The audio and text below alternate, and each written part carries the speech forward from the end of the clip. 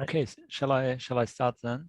Yeah, good afternoon, everybody. Thanks for coming. Today I have the pleasure to introduce Robert Buhren from Technische Universität Berlin. And I met Robert at CCS in London in 2019. And I think back then he presented the first or one of the first sort of hardware-based attacks on AMD's enclave technology, that is AMD SEV, that he'll surely tell us more about. At least there was some hardware component to it. I think then it turned into a remote attack back then. And today we'll hear more about even more low-level hardware attacks that break AMD's SEV, I believe also in the most recent revisions of it. So thanks for making it, Robert, and floor is yours. Yeah, thanks, David, for the introduction. Today I'm going to present our work titled One Glitch to Rule Them All: Fault Injection Attacks Against AMD Secure Encrypted Virtualization.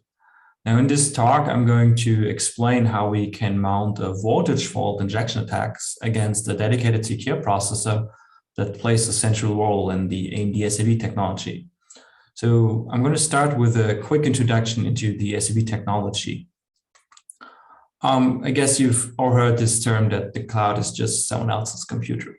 Now, if we look at one of the hosts of a cloud system, we'll see that there is a high privileged software component called the hypervisor, which enables the co-location of different virtual machines on the same platform. Now, these virtual machines might belong to different customers or different tenants, and the virtualization technologies allow a separation and isolation of these virtual machines in this setup. Now, if a cloud customer wants to protect data in a cloud environment, a cloud customer can use disk encryption, for example, to protect data which is at rest, or can use TLS to protect data which is in transit, so when it's transferred over a network. However, the data which resides in the virtual machine's memory is essentially unprotected because the high-privileged hypervisor has direct access to that memory. So if one would consider the cloud provider or an administrator of a cloud provider as potentially malicious, a classical virtualization does not help here. So essentially, you, as a cloud customer, have to trust the security properties of the cloud provider. Now, the AMD SEV technology is one approach to mitigate this threat. So AMD SEV stands for Secure Encrypted Virtualization. And AMD says about their technology that SEV technology is built around a threat model where an attacker can potentially execute malware at the higher privileged hypervisor level as well. So SEV's goal is to protect virtual machines, even if the hypervisor is potentially malicious. Now, in a nutshell, as the name says, SEV adds encryption technologies for virtual machines. So with SEV protection in place, virtual machine's memory is encrypted. With an optional extension, its registers are also encrypted. And with the latest extension that came out with Zen 3 CPUs this year, there is also some software-based integrity protection for the encrypted memory. So with SEV, the hypervisor must make use of an API provided by the dedicated secure processor, the AMD-SP, to manage the lifecycle of virtual machines. And this AMD Secure Processor holds the memory encryption keys for those virtual machines, for example. Now, this is all runtime protection of virtual machines. But of course, if the cloud provider is potentially malicious or the administrator is one of the administrators is potentially malicious, then runtime protection is not enough. We need also a remote attestation feature to ensure that the virtual machine was instantiated with the SEV technology or the SEV protection in place. And SEV offers a dedicated remote attestation feature that allows customers to verify the correct deployment of their virtual machines. Now, both the runtime protection via encryption technologies and the remote attestation feature of SEV are implemented by firmware running on the secure processor. So the secure processor hosts the SEV firmware that provides the API that the hypervisor must use to manage the lifecycle. It has access to the memory encryption keys of virtual machines and endorsement keys for the remote attestation protocol. So from a security perspective, you can say that the AMD Secure Processor is a single point of failure for SEV protected virtual machines. Any compromise of that secure processor will compromise every SEV protected virtual machine on that host. So I'm going to introduce the functionalities of the AMD Secure Processor because that's the target that we are attacking with our glitching attack. So I took this slide deck here from an older AMD slide deck, and AMD says about their security processor that it's a dedicated security subsystem, and it's actually an ARM core which is integrated into AMD's x86 CPUs or SoCs. And it's present on both EPYC, so that's the server CPUs from AMD, and Ryzen CPUs, that's the desktop variant. And also on Threadripper, which is the high-performance desktop or workstation CPUs. It's actually been integrated since 2013, so it's been there for quite some time. And it runs the dedicated operating system provided by AMD. It's required for features like secure boot, for example, and in general, the secure processor is the root of trust of the whole AMD SoC. So when looking at this secure processor, the first thing that we did back in 2019 was to look at the firmware of that secure processor. So the firmware has to be stored somewhere. So the first thing that we had a look at was the x86 UEFI image and look just for ARM instructions within that image. And actually, that's the place where this firmware is stored. So with the AMD, with latest AMD CPUs, you have a dedicated section within the UEFI image. It's called UEFI padding that contains a dedicated AMD Secure Processor firmware file system. It's a proprietary file system, and it contains essentially, or it's a simple file system. It contains essentially directories which have multiple entries, which then point to what you could call files, or a directory could also point to secondary directories, which then again have entries and that point to files. And this proprietary file system is contained within the UEFI padding. So to analyze this file system, we wrote a tool. It's called Psp Tool. You can find it on GitHub. And this tool, you can provide just an UEFI image from an AMD system, fire up that tool, and it will just dump all the files that are contained within that proprietary file system. So this is just an example output here. Just to give you an idea, this is, I would say, one third of the number of files which are present in a normal AMD Secure Processor's file system. Now, besides this static information about the contained files, we also wrote a different tool, which is called Psp Trace, which would allow you to correlate that information with the information that can be obtained when sniffing the SPI bus. So when the secure processor boots, it will load additional data from the SPI attached flash image.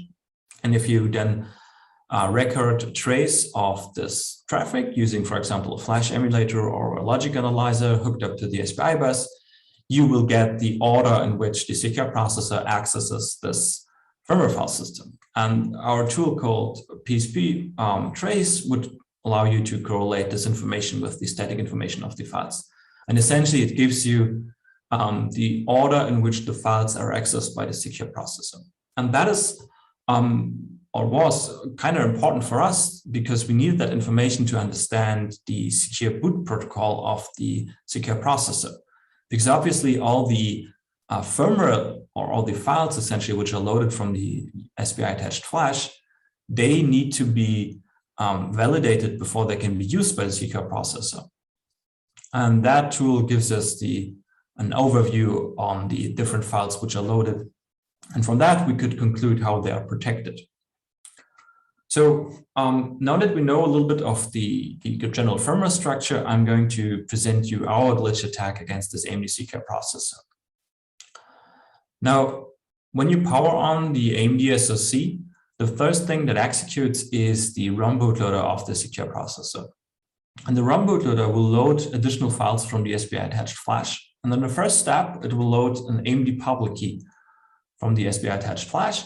And then it will verify the integrity of that public key using a hash that is stored within the ROM bootloader. In the second step, the ROM bootloader will load a component called Psp bootloader. Now that component is signed, and its signature can be verified using the public key that was loaded in the first step.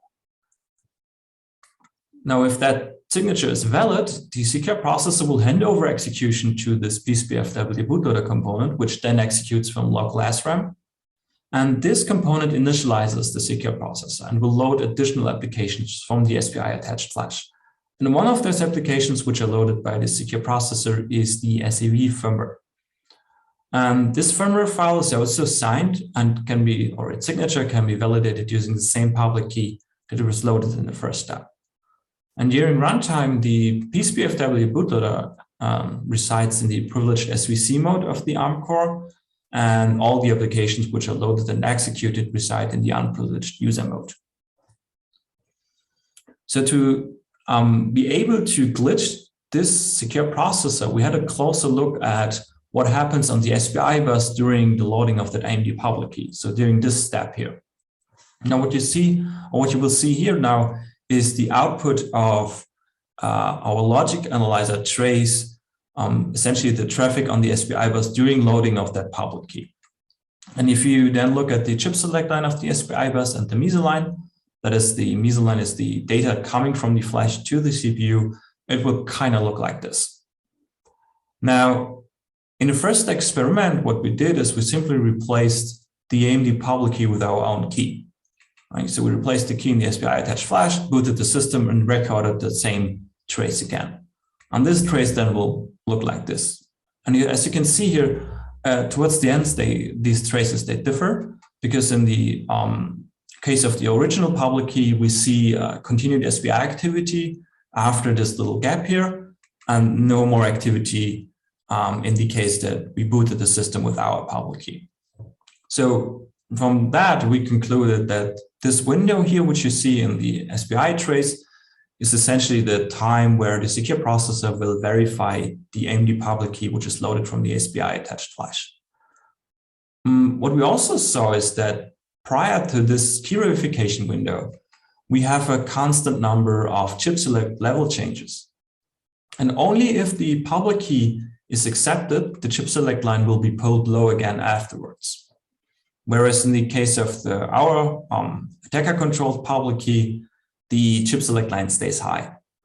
So for our glitch attack, this is kind of convenient because we can now just look at the chip select line to determine when we want to initiate a fault into the secure processor. And also we can look at the chip select line again to see whether our fault injection was successful or not. So for our setup, we can now use the SPI chip select line to trigger the glitch and to determine the success of the glitch. Now, the high-level steps for our glitch attack are as follows. In the first step, we will replace the AMD public key in the UEFI image with our own public key. Then we will replace the Psp bootloader component with our payload. And we sign that payload with our key. And then during this window where the secure processor validates the public key, where it would normally stop loading additional files after this verification window, we want to introduce a glitch. So we want to glitch the key verification of that public key. So we introduce an error here so that our public key is accepted by the secure processor and will then be used to validate the signatures of all files which are loaded subsequently. Now, in our setup, we use voltage glitching to introduce this error that will force the secure processor to accept our key. And to do that, we need to understand how the x86 CPUs or how the AMD SoC manages its voltages. And AMD CPUs make use of dynamic voltage control. So there is a component within the AMD SoC which will monitor different characteristics of the SoC, like temperature and clock speed, for example, and active devices and power management state, and then come up with a voltage level that it wants to be applied to the SoC. Now, this component is, well, we strongly believe that it's the system management unit. It's a dedicated microcontroller embedded in the AMD SoC, And we did not find too much information about it, but we are convinced that this is the component that will actually manage the voltages of the SLC. Now, this component is connected to an external voltage regulator. And that voltage regulator is a microcontroller on your motherboard. And the bus that connects these two components is called SVA2. So essentially, the SMU will send a packet to the voltage regulator saying, hey, please apply 1.1 volts to the AMD SLC. Now, the SVA2 bus is capable of managing two different voltage domains. They're called VSOC and VCore. So the system management unit can then decide to apply 1.1 volts to VSOC or to VCore. And on Ryzen systems, we saw that there's usually a single voltage regulator, which then is used to control both voltage domains, whereas in EPYC, we also saw that there is a dedicated voltage regulator for each domain. Now, this setup allows us to manipulate the voltage of the AMD SoC in a, I would say, kind of simple way. And this is somewhat similar to what the guys in the Volt Pillager paper did, where they did some x86 voltage fault injection on Intel systems by manipulating the voltages using the voltage scaling interface of Intel CPUs. And this SVIT bus is somewhat similar to the SVA2 bus on AMD systems. So in our setup, we use a Teensy microcontroller, which is connected to the SVA2 bus. And this Teensy microcontroller then can inject packets to that bus, telling the voltage regulator to apply a given voltage level. Now, this Teensy microcontroller is also hooked up to the ATX reset line of the motherboard. So that is used by our setup to reset the target in case our attack was, for example, not successful.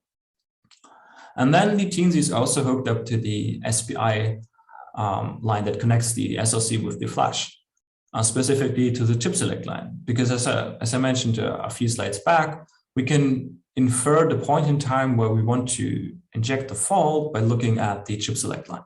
So that's how the Teensy microcontroller knows when to inject the packets to the voltage regulator to drop the voltage and to raise the voltage again. And this whole setup is then controlled from an external PC, which controls the glitching parameters such as the depth of the voltage, for example. Now, if you hook that up, then it kind of looks like this. A bit messy. So this is our setup consisting of an EPYC server system and two Ryzen motherboards in the back. And if I zoom in to the EPYC systems, here you have the SVA2 axis highlighted here. So there's a little breakout board, which gives us easy access to the SVA2 bus.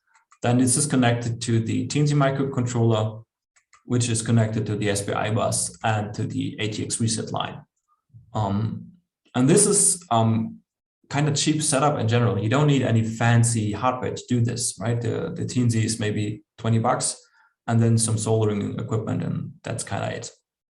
Now, of course, for this setup, you need to be able to solder things to the motherboard to get access to the SVA2 bus. But this can also be done in a less invasive way if you want. So, for example, this is a laptop system that we targeted with our attack, where we had some probes which can be attached to pads on the motherboard. And there's no soldering required in this setup. So here you can see there's these needles are attached to some pads on the motherboard, and just next to the needles, the chip that you see there, that is the voltage regulator. Just below the needles, that's the voltage regulator.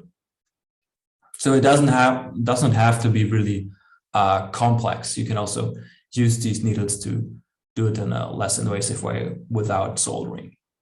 Now, to explain the different steps of our attack, I'm going to show you different lines of a logic analyzer. So specifically what you see here is the SVA2 bus, the clock of the SVA2 bus. That is a clock that is shared between the CPU and the SVA2 bus. The SVD line, which is the data line, this data that is coming from the CPU to the voltage regulator. the actual voltage level that is applied to the targeted SoC, and the chip select line, both in the case the attack was successful and in the case the attack was not successful. So when you power on the AMD CPU or the system, the target system, the first thing that we can observe is that the SVD line becomes high. And that is when some component like the SMU on the SoC took control over the SVA2 bus. And the data which you can see here on the SVC line and SVD, that is packets coming from the CPU that configure an initial voltage for the SoC. And you can also see that the voltage level rises a bit here from 0.9 to 1.1 volts. Now, after that, there's constant traffic on the SVA2 bus. And that is because the voltage regulator per default will send telemetry reports to the CPU. And of course, if we later want to inject our own packets to that bus, we might have a problem because there could be packet collision with these telemetry reports.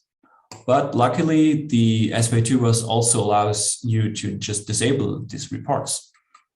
That's what we do here. So these packets are coming from us. Well, the first packet is coming from us, and it simply disables the telemetry reports on the SVA2 bus. Gives us a bit more freedom to inject our own packets later on.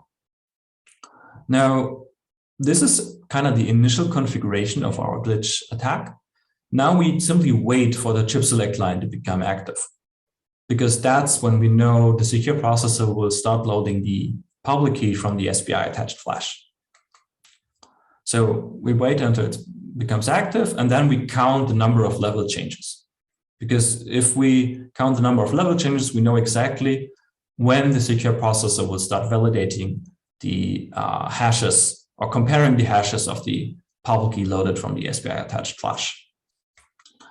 Now, in the last step, we will inject two packets into the SPI2 bus. The first packet will cause a drop in the voltage level, and the second packet will raise the voltage again to the original level. And if we time that right, you can see that the voltage level drops and then rises again with a nice triangular voltage drop. And if we time it right, the lowest point of that drop is within the key verification window. So if you look at the SPI bus and the chip select line at the end here, if we manage to have the lowest point at the correct time, we would see that the chip select line is pulled low again. And that means the secure processor accepted our public key and then uses that public key to validate all the files which are loaded from the SPI attached flash. If the chip select line stays high, we can simply reset the system after a timeout using the ATX reset line. So with this attack setup, we were able to actually get code execution on AMD Secure Processors of EPYC and Ryzen systems, of Zen 1, Zen 2, and also Zen 3 systems, which are the latest generation of AMD CPUs. The time it took us to get a successful glitch varies between the different generations. For example, on Zen 1, it was roughly every 13 minutes. On Zen 3, it took roughly 46 minutes to get a successful glitch. However, these numbers are not too meaningful because we also observed that we kind of have periods of time where we'd see successes in a very high rate. So every minute a successful glitch maybe, and then other periods of time with no success for 1 or 2 hours. We have not really investigated this further, why this is the case. Maybe some temperature difference in the SoC, no idea. But for us, it was good enough. So using this glitch setup, we were able to deploy our own payloads. And what we did always first was to deploy an SPI Hello World payload, which is simply a binary which would, when executed, dump the string hello world on the SPI bus. And that can be observed then by us using a logic analyzer, for example. What we also had to do on Zen 3 systems or on EPYC Zen 3 systems was to decrypt the external firmware, so the firmware on the SPI attached flash. EPIC Zen 2 and 1 did not encrypt any firmware on the SPI attached flash, Zen 3 does encrypt all the firmware components. So one of the payloads that we executed on Zen 3 systems or EPIC Zen 3 systems was a payload that would decrypt the firmware encryption key, which is present in the flash image. We always dump the ROM bootloader of the secure processor for analysis, and we dump the endorsement keys for the SEV remote attestation feature. I'm going to talk about this more in the next few slides. All the different payloads which are presented here can be found in our GitHub repository, and also the firmware for the TNT microcontroller. So if you're interested in mounting this attack on AMD systems, have a look at our repository. You found the firmware plus the payloads there.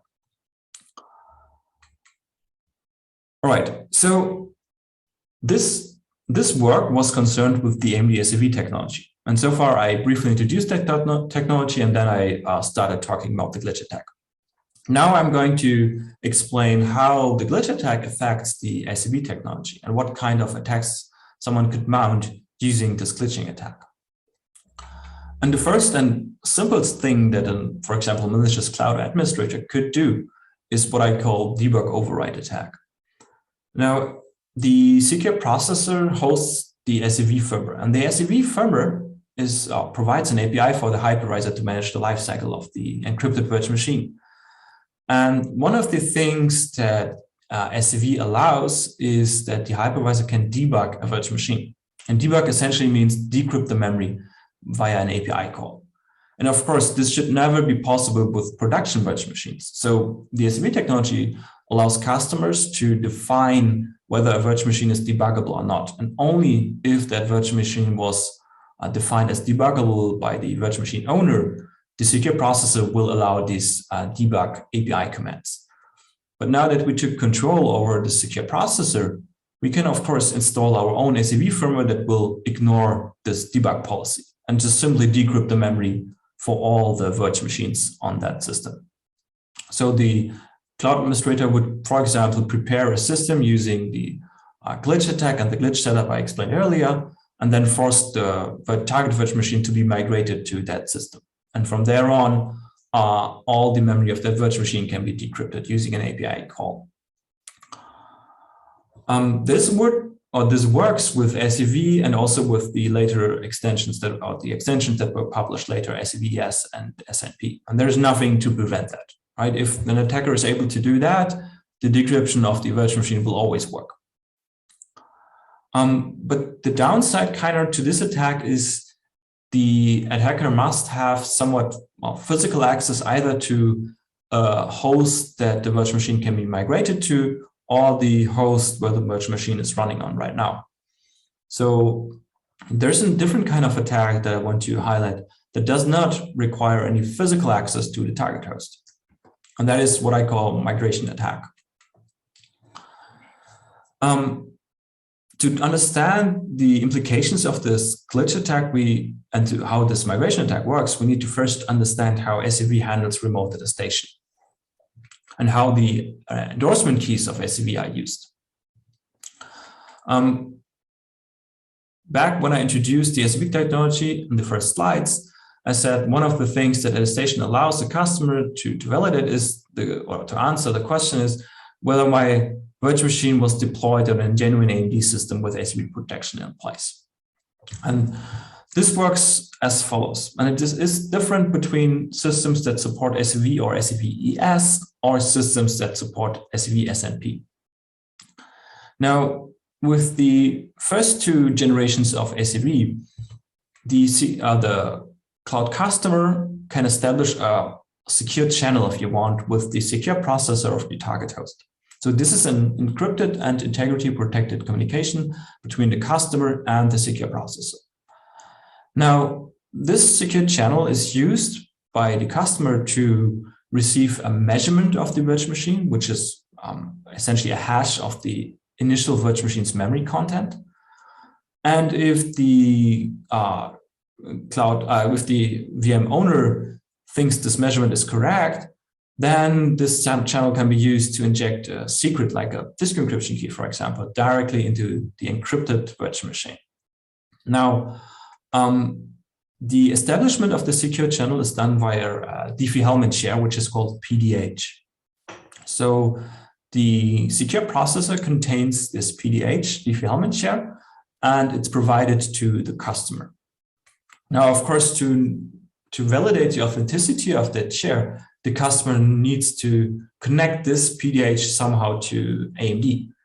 And that works as follows. On the secure processor, we have the PDH, which is generated from a random number.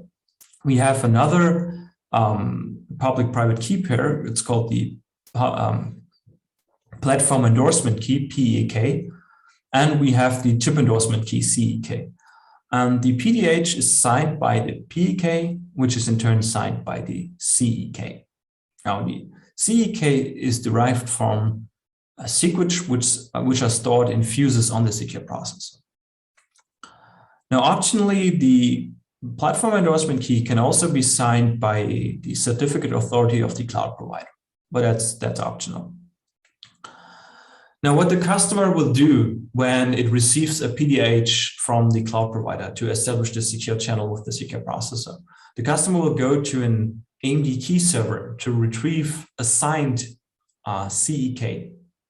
Now, the signed CEK is connected to the target secure processor. So essentially, the secure processor allows exporting of an ID, a unique identifier of that specific SoC, and that ID is given to the customer, and the customer takes that ID to the key server to retrieve the signed CEK.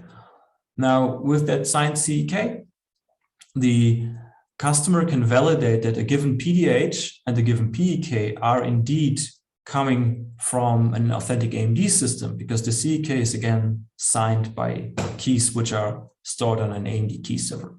So essentially, the certificate chain, which you see here in the bottom, from the PDH to the RIK, that is validated by the customer, and if that checks out, the customer knows that the PDH is coming from an authentic AMD system. So this is with SEV and SEV ES. And this change with SNP, it's a bit different. With SNP, attestation works a bit different in the sense that the virtual machine itself can request an attestation report from the secure processor. Now, this attestation report contains, among other things, also a measurement of the initial virtual machine state. And these reports are signed by a version chip endorsement key. The version chip endorsement key is similar to the CEK, but it is bound to TCP component firmware versions. So specifically, it's bound to the SEV firmware version, the AMD-SP operating system version, microcode version, and trusted execution environment version. And as similar as on with SEV and SEV-ES, there's an AMD key server which will provide a signed VCK to the customer. So when the customer now receives the attestation report from a virtual machine, the customer can validate the same or a similar certificate chain to know that the attestation report is coming from an authentic AMD system. So this is the attestation of SEV explained. Now, this is very important in the migration feature of SEV, because with migration, you have this problem. If the memory of the virtual machine is encrypted, you cannot simply transfer the memory from host A to host B, because the encryption key for the virtual machine is not present on the source host. So migration works in a way that the secure processors of the source and the target host will establish the same secure channel that I just explained during the attestation feature. And this then is used to derive transport keys, which re-encrypt the virtual machine's memory, and then the memory can be transferred and re-encrypted with a fresh key. And the certificate chain that is used here is the same as with the attestation protocol. So now, going back to the glitch attack. With the glitch attack, we get code execution on the secure processor. So we can extract the CEK. So an attacker now has access to the red parts of that certificate chain. Because if the attacker is able to extract the CEK, the attacker can generate a new PEK, new PDH, and sign the PEK and the PDH according to this certificate chain. So that means the cloud administrator, for example, can buy an AMD CPU or just via an online shop or eBay or whatever, mount the glitch attack, extract one single valid CK, and then provide that CK to the target host to initiate migration. And what will happen is that the CK that is extracted is an authentic AMD CK. So the secure processor of the source host will accept that CK and allow the new or re-encryption of the virtual machine's memory using the transport encryption keys. And with these transport encryption keys, the attacker can now decrypt the virtual machine's memory. And there's also a proof of concept for especially for specifically this attack on our GitHub repository, which mounts this kind of attack using a KeyMo and SEV setup. There are some things that the customer can do to prevent this here. One of the things is virtual machine can be marked as non-migratable at all by the customer, which I think kind of defeats the purpose of cloud systems. And also, the attacker might need to be able to access the certificate authority of the cloud provider if the ownership of the target host during migration is enforced by the secure processor. But that's also optional. And in the case of the malicious cloud administrator, one could argue that this will be the case for this type of attacker. So the most important takeaway here is that the CK that can be extracted using our glitch attack can be extracted from an arbitrary CPU. There is no need for physical access to the target host for this attack.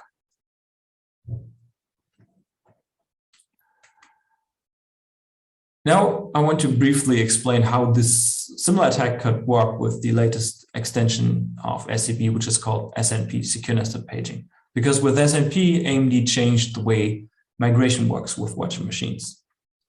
With SNP, we have now one of the ways to migrate virtual machines with SNP is to have a dedicated migration agent running on the source and destination host of migration. And that migration agent is simply a normal virtual machine, which is also protected by SEV, which is part of the virtual machine's trusted computing base. And this virtual machine is somewhat privileged, if you want, because it has access to internal SEV guest context. And that context will include an offline encryption key. So with SNP, the hypervisor will first call, for example, the API call page swap out to export the memory of a virtual machine. And that exported memory is then encrypted using the offline encryption key. And then it will talk to the migration agent of the source host, which can talk to the secure processor to export the guest context, including the offline encryption key. Then the memory and the guest context is transferred. The memory is encrypted using the offline encryption key, but the guest context and the key itself are not necessarily encrypted because the migration agent has direct access to them. But the migration agent will probably protect this key when transferring it to another migration agent. But how this is done is out of the scope of the SNP technology.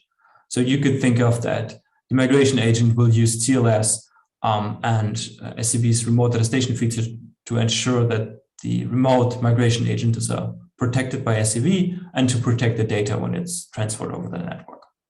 Now, if the guest context and the encrypted memory is transferred to the target host, the receiving migration agent can then reinstall the guest context using, including the offline encryption key, and then the hypervisor can swap in the pages again, and the platform can decrypt those pages because the platform has access to the offline encryption keys. So the most important difference here is with SNP, the migration policy. So when to migrate or not to migrate is enforced by the migration agent. And it's up to the migration agent to implement that policy. One of the things that I already mentioned that I believe is should be implemented in such a migration agent is the guarantee that the target system, so the receiving system, is an authentic AMD system. And that is, again, done using the remote attestation feature of SEV SNP. So if an attacker is able to mount the glitch attack and can extract VCK for SAP systems, what the attacker can do is it can create an attacker-controlled migration agent on the receiving host. And if the memory then, or the virtual machine is then migrated to that attacker-controlled host with the attacker-controlled migration agent, that attacker-controlled migration agent will simply decrypt the virtual machine's memory again. And again, for this type of attack, neither host A nor host B need to be under physical control of the attacker. The attacker simply poses as a valid migration target to host A. And for that, it's sufficient if the attacker was able to extract an endorsement key of an arbitrary AMD CPU. So in summary, what we proved with our work is that the secure processor of Zen 1, 2, and 3 systems is susceptible to voltage fault injection attacks. We mounted these attacks on both Ryzen and EPYC systems, and we were able to execute our own payloads on all these targets. And also, it's important to note we are able to execute our own payload just right after the ROM bootloader. So that's essentially the first point in time where one could hope to get code execution, except for some bug in the ROM bootloader itself. Our attack is to some extent reliable if you want, because we get reliable, or we get subsequent successful glitches within a somewhat short amount of time if you want. With physical access to the target host, one could, for example, install the patched SEV firmware, which would allow the hypervisor to decrypt the virtual machine's memory. Or our attack also allows the extraction of these endorsement keys, the CEK or VCK. And with these keys, one could pose as a valid target for migration of virtual machines and thereby get access to a virtual machine's memory content. And these kind of attacks then don't need to, the attacker in this case does not need to have physical access to the target host. It's sufficient if a single CPU was attacked once. Yeah, with that, I'm at the end of my talk. We have a couple of resources which might interest you. So for example, we have our code for the glitch attack and all the payloads, as I mentioned, on our GitHub, but also we have code that will derive endorsement keys from chip unique secrets, for example. So, and also code to decrypt the firmware if you're interested in how that works on AMD systems. And also I want to highlight, we worked on an emulator for the Secure Processor's firmware. And that emulator in the first variant is based on Unicorn, and it actually allows us to boot the Secure Processor to execute the firmware of the Secure Processor. So the ROM bootloader and the second stage bootloader and also applications in an emulator to analyze them. And there's also an ongoing effort to port the first variant to QEMU. And with that, I'm happy to take questions. Thank you for listening. Thank you, Robert. That was an interesting presentation.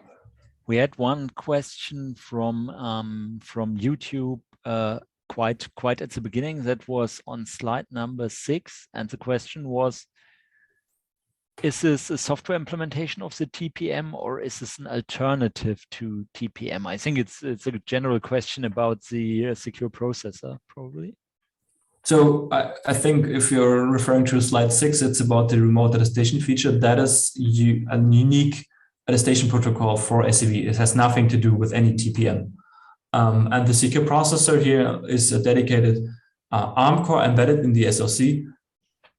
You could say it has also nothing to do with the TPM, but on Ryzen systems, one of the applications that is executed on the secure processor is the firmware TPM of AMD systems. But for SEV, the TPM is not involved in general. Yeah. Okay, thank you. While I'll wait for questions to be posted in the chat, I had a question. You mentioned you have this emulation setup. So did you actually figure out what the glitch does? So you have this glitch, and somehow magically you put it at the right place, and it kind of like works. But have you figured out what you actually do? So we can't be sure. we have an idea. There is this hash comparison of the public key with a value which is stored in the ROM, and that is a loop. And I believe that our glitch leads to an early exit of that loop, which then again leads to a negative return value of that function, as far as I recall, and that then continues execution of the ROM bootloader without further checking. Because in the other case, it will go into an endless loop and not continue to boot anymore. But for example, on, I think it was Epic Zen 3 systems, we had two different timings that lead to a successful attack. And so there might be more ways to glitch that critical code to get our public key accepted. Okay, interesting. So a question from the chat: to which values on average do you need to reduce the voltage level for the glitch to work? Okay. I guess we don't need like the precise values. Is it like to 0? Or? No. Let me just. So, I mean, we have the value here for a successful glitch, right? So yes, what is it here? 0.6 volts, roughly. So that kind of is a bit different between the targets we attacked. But an interesting aspect of the way we glitched is that these two packets, what you see here, that will drop the voltage and raise the voltage again. Actually, the voltage level that we configure in the first step is not too relevant, because we set it to a very low value, which can never be achieved by the voltage regulator in a short amount of time. So that means we raise the voltage back up again too quickly. So that gives us essentially the control over the depth of the voltage by just adjusting the delay between those two packets. I think it's a kind of interesting little fact, but yeah, it could be also done differently. Yeah, thank you. There's nothing in the chat, but I had another question. So what is AMD going to do? Because that kind of breaks their stuff fairly badly. And it's, to my understanding, it's not as easy as in the case of SGX, where they can still do TCB recovery, because kind of like you have this chip key before the TCB version goes in, right? So that means every CPU ever made, maybe until today, is basically they would have to blacklist, or it doesn't really allow secure SEV use. Yeah, well, so there is a distinct use case for SEV where you could argue that it still works, but the problem is every attestation report that you receive and you validate, you must be sure that it was not signed by an extracted key. And that in turn means you have to essentially trust the remote party that gives you the attestation report. And now it's up to you to decide whether this, for you, defeats the purpose of SEV, because you say you don't want to trust the cloud provider at all, or whether you think, okay, this is still an additional protection mechanisms against, for example, VM escape bugs, right? Because someone with only hypervisor access, so a tenant that was able to get code to execution in the hypervisor, depending on how the cloud provider sets up their inner systems, might not have the possibility to provide you with a faked attestation report. Mm-hmm. For example, one thing the cloud provider could do, if you're really just interested in the VM escape kind of attacker, the cloud provider could tell their customers, hey, this is a valid list of IDs of processors that we use. If you receive an attestation report from a different ID, something is off. That would still make sense in the case of, I want to protect against attackers with hypervisor only access that escape from a VM, for example. Okay. Thank you. Thank you, Robert.